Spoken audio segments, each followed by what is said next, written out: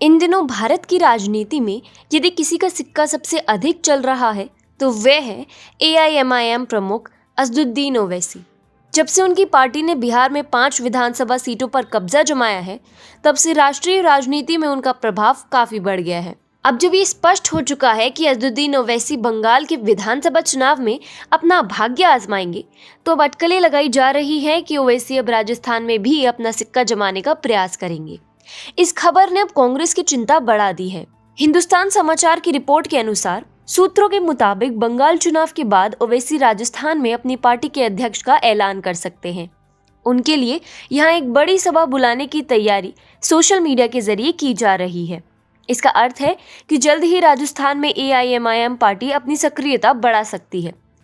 कभी तेलंगाना के हैदराबाद तक सीमित रही AIMIM ने बिहार के सीमांचल क्षेत्र में 5 सीटों पर विजय प्राप्त की। इसके अलावा उसने कांग्रेस और RJD के वोट बैंक में भी जबरदस्त सेंध लगाई, क्योंकि जब मुसलमानों के हित के लिए लड़ने वाली एक वास्तविक पार्टी मैदान में खड़ी है, तो भला मुस्लिम वोटर्स अल्पसंख्यक कार्ड खेलने वाले नेताओं को प्राथमिकता क्यों देंगे। अब इससे राजस्थान कांग्रेस को क्या नुकसान होगा? सत्ताधारी पार्टी ओवैसी का संभावित राजस्थान आगमन चिंता की बात है, क्योंकि यहाँ करीब 40 विधानसभा सीटों पर मुस्लिम वोटर्स अपना प्रभाव रखते हैं, जिनमें से 10 पर फिलहाल मुस्लिम विधायक हैं।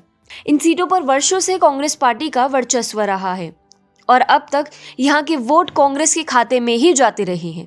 AIMIM यदि राजस्थान में भी अपने पैर पसार लेती है, तो कांग्रेस के इस वोट बैंक में बड़ी सेंधमारी की आशंका है। इसके पीछे एक अहम कारण है राजस्थान कांग्रेस में मुसलमानों की कथित अनदेखी। हिंदुस्तान की ही रिपोर्ट के अनुसार निकाय चुनावों में टिकट नहीं मिलने और महापौर को लेकर मुस्लिम संगठनों की नाराजगी को देखते हुए ही कांग्रेस के कई असंतुष्ट मुस्लिम नेता ओवैसी से संपर्क कर रहे हैं।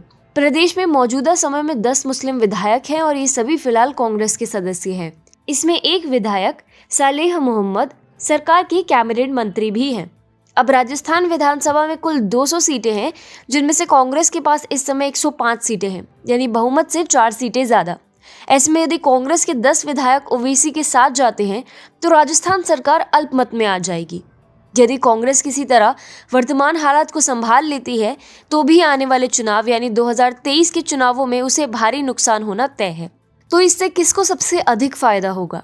AIMIM के राजस्थान से जो सेक्युलर वोट एकमुश्त तरीके से कांग्रेस को जाते थे, उनमें अब AIMIM पार्टी सेंध लगाएगी। स्पष्ट है कि यहाँ ओवैसी की पार्टी का कद बढ़ेगा और राजस्थान में त्रिकोणीय मुकाबला होगा। जब भी किसी राज्य में मुकाबला त्रिकोणीय होता है, तब भारतीय जनता पार्टी ने प्रचंड बहुमत प्राप्त की है। उदाहरण के लिए बिहार को ही देख लीजिए।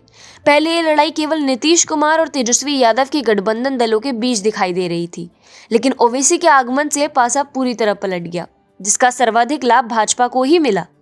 अब जब AIMIM ने राजस्थान में सेंध लगाने का खाका बुना है, तो आगामी चुनाव में उनकी पार्टी की मौजूदगी BJP की जीत सुनिश्चित करेगी, परंतु कांग्रेस को भी यहाँ बड़ा घाटा होगा।